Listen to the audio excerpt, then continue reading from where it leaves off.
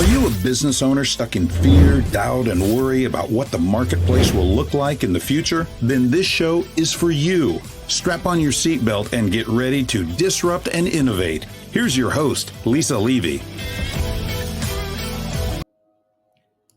I am happy to introduce our guest today, Ingeborg Mooiweer, a personal relationship alchemist with over 3 decades of experience in transforming lives and relationships.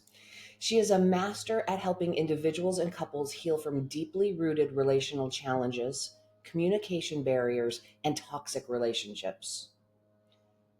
Her approach combines healing and coaching in a uniquely tailored way, creating space for her clients to truly integrate past conditioning and achieve meaningful change. She believes that our relationships act as amplifiers, bringing us closer or further from our true selves, and that successful leadership and teamwork stems from inner clarity and emotional intelligence. Through her work with Meta Mind Breakthrough, she provides her clients with clarity, connection, and the vitality they need to thrive. Welcome to the conversation. Thank you very much. It's really nice of you of having me.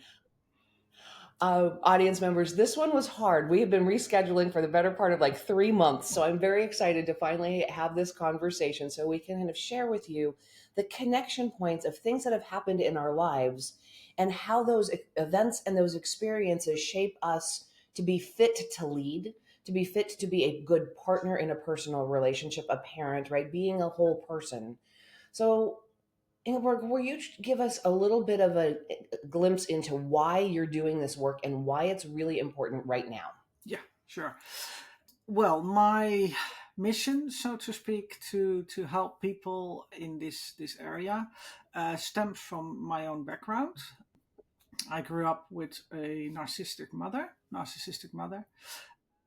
and that's asked a lot from me, to say the least.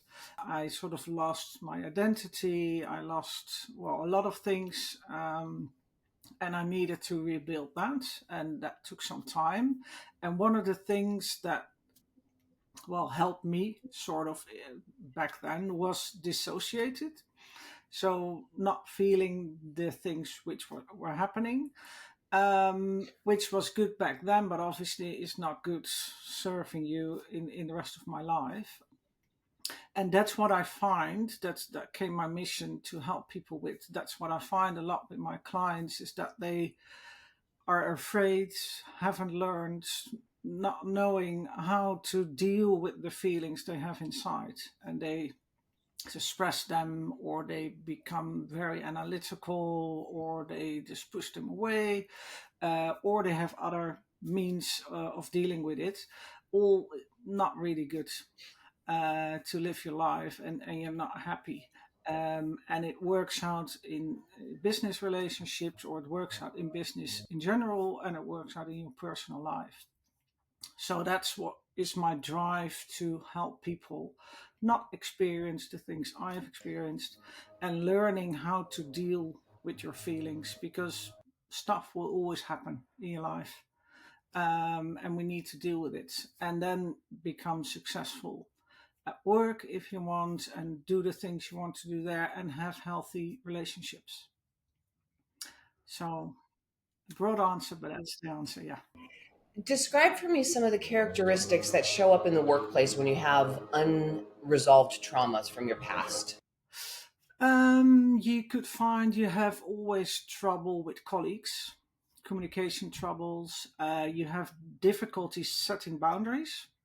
So, being your own person and setting boundaries, people overstepping your boundaries all the time, speaking up for yourself in a meeting, things like that. Speaking up for yourself if you want to have that promotion. It's really hard. You sort of, you hope that you get that promotion. Well, that's not really how it's going to work, hoping for something. So it's in different ways, having trouble with your boss, and you don't know how you can deal with it. So, and a lot of times what I feel is that people react from what we call like the inner child part, that little boy or little girl, and that's like what's coming forward when there's something happening. you haven't learned how to come from like a emotionally healthy grown up place, which you should do. And audience, I apologize. There's background noise on my end, so I'm going to quickly ask the question so we can I can mute again. Yeah. Describe for me how you work with your clients and how you take them on a journey to address this to become whole people. Yeah.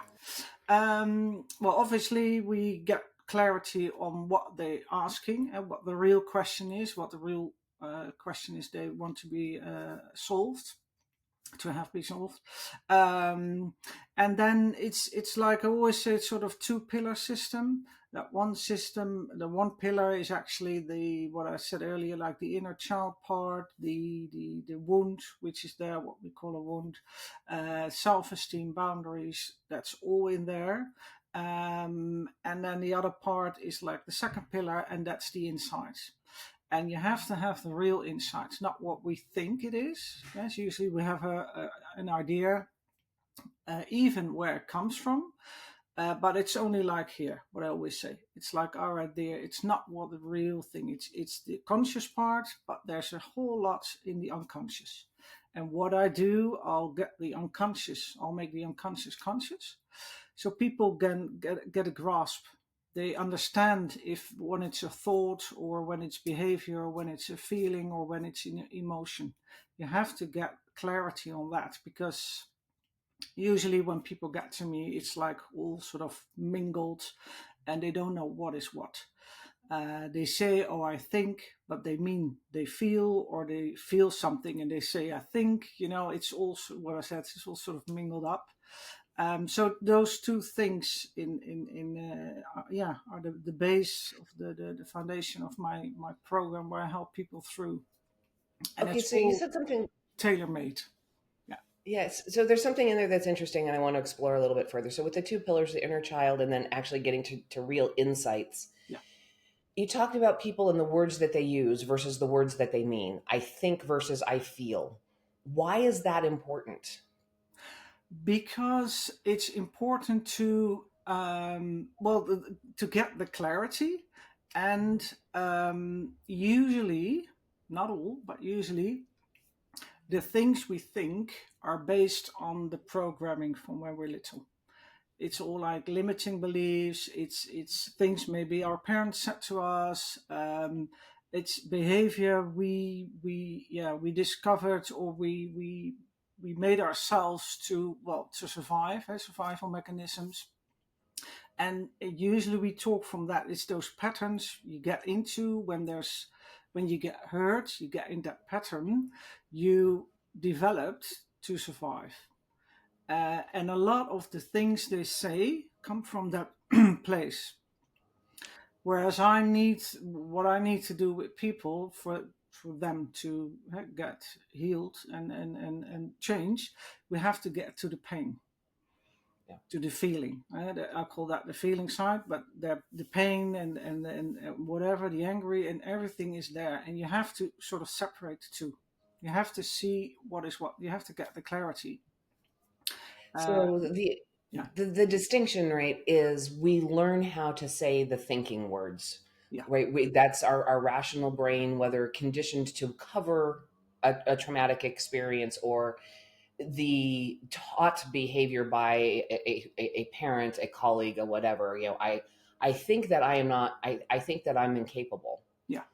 What I probably am feeling is I'm feeling vulnerable and uncertain, but we've been taught and conditioned into these patterns, and being able to break from what's in our brain to what we actually Feel. feel Yeah. is that transition to clarity that makes it possible to grow beyond. Yeah, exactly. Because what I find is that people have like a few sort of core pains, and Mm. all the situations we experience now in our life and where we get triggered by come back to that core pain.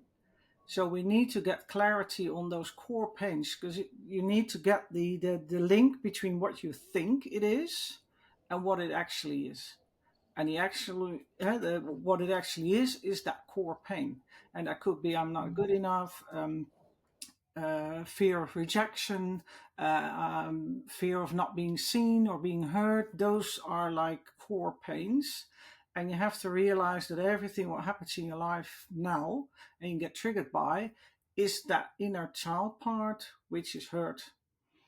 And that connection needs to be made, and then you can heal the wound and grow and change and be different and get healthy relationships as well. Absolutely. So the work that you do helps your clients break through and leave the past in the past and make that healthy connection and the distinction between what are actual thoughts versus real feelings that may be underneath them, Yeah. the rational and the emotional, and understanding the difference. What kind of transformation does this make for them? What's the impact? Ooh, well, usually quite big actually, which I'm happy with, as you can see. But most they should be happy, and they are. Um, I had someone who had real trouble, like leading his team, was a gentleman, not be able to stand up. He had a real big team to lead, and because we tackled like the issue and he learned and changed and transformed, he now be able to lead his team, be happy, he had a promotion afterwards. So for him it was a massive change from being sort of on the brink of losing his job as to getting that promotion and being a strong leader, which he should be because he had a big team.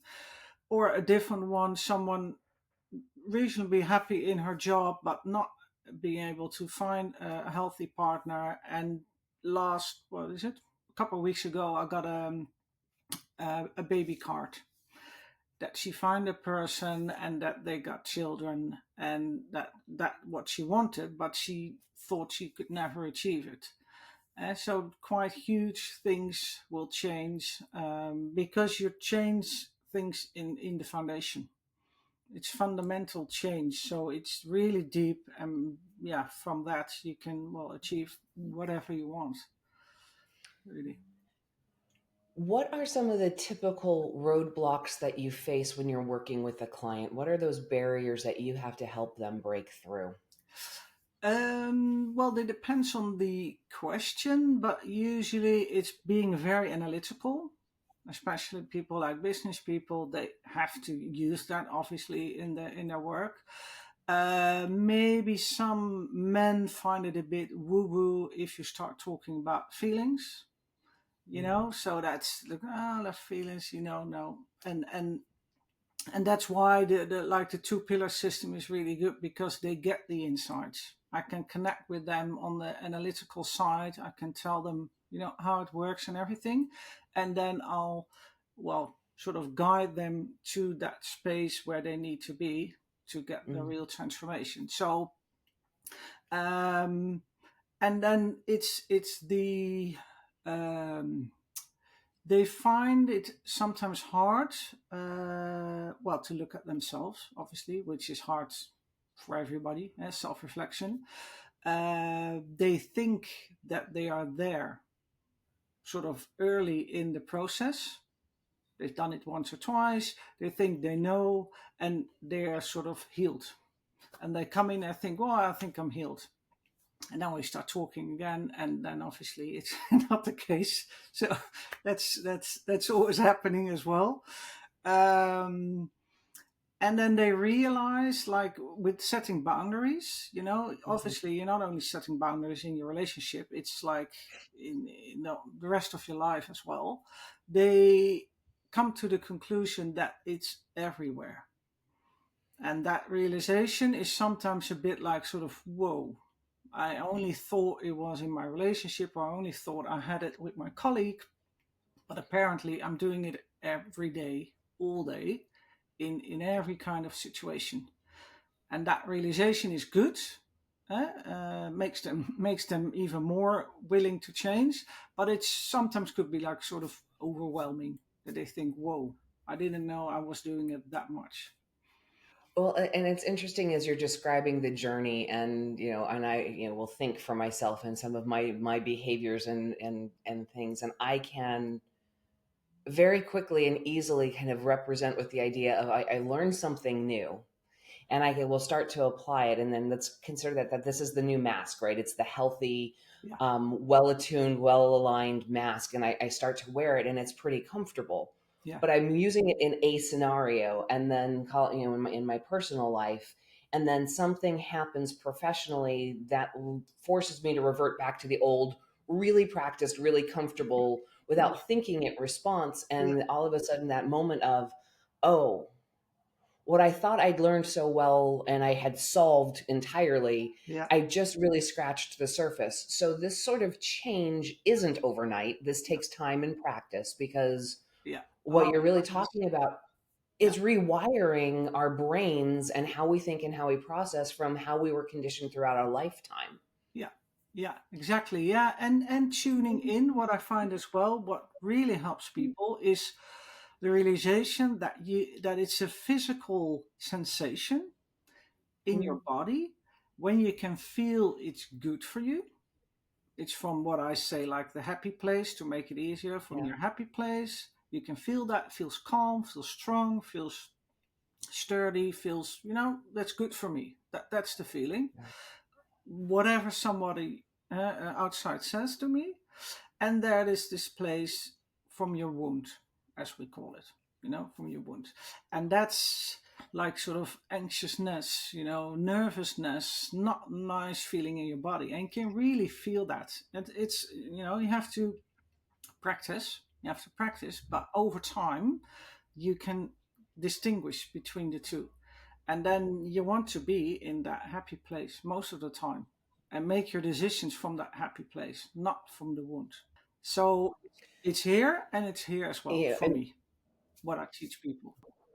it's interesting, right? And that's connecting into the intuitive, right? We can even talk about it, right? Listening to our gut instincts and feeling that. But that sensation of it being a good thing or a bad thing, we need to understand that because that is our body giving us a reaction to something. And Exactly. if we don't understand what that catalyst is, Yeah, we can be the most analytical people in the world and we're going to make bad choices because we're making it from your words from the wound rather than from a balanced and stable place. exactly. Yeah, exactly that. Yeah. And that's neat practice, what I said. Yeah. It's something you can learn. And most people, what I find, haven't learned that for whatever reason. We had good parents, but for whatever reason, we were not taught how to do that, how to, yeah, feel that and listen to it and make your decisions from that space. Yeah, but you can learn it. You can still learn it. How long have you been doing this work?